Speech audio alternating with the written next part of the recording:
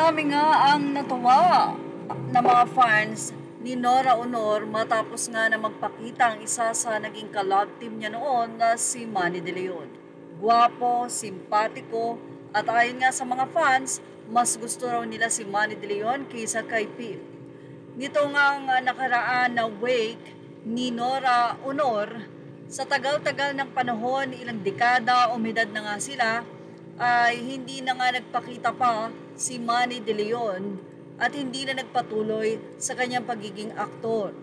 Pero sa kanyang pagiging pribado ay lumantad nga ulit muli ang dating collab team ni Nora Honor na si Manny De Leon upang puntahan ang kanyang dating collab team at makidalamhati sa pamilya ng naiwan ng mga anak ni superstar Nora Honor.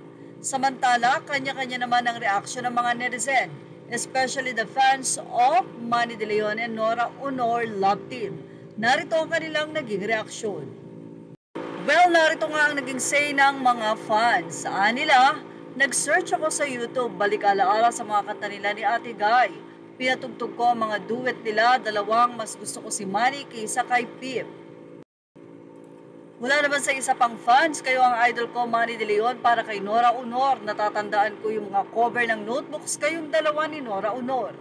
Say naman ng isa pang fans ay, Manny, tagal ka naming hinahanap.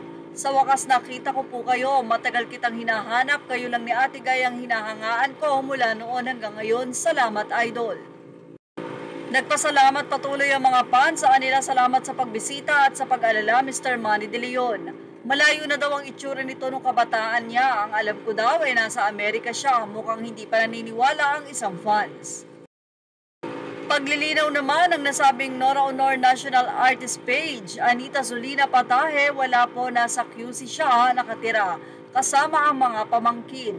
Dati ay taga Mandaluyong siya, maayos ang kalagayan ni Manny. Say pa nila, pansin mo ang ilong, siyang siya. Ilang mga netizen and fans ang sinabi na sa wakas, nakita ko na si Manny De Leon, tagal ko siyang hinahanap. Wow, sa wakas, lumabas ka rin. Manny, tagal mong nawala, saan ka ba ngayon nakatira? Guwapo pa rin si Manny De Leon, pogi pa rin Manny De Leon. Well, sana man lang ma-interview si Manny, bakit nga ba hindi na siya nagpatuloy sa kanyang showbiz career, lalong-lalo na at napakagwapo ng nasabi nga pong collab team na ito ng superstar. Yan ang ating showbiz top update. Thank you for watching. Images are all credit to the rightful owners.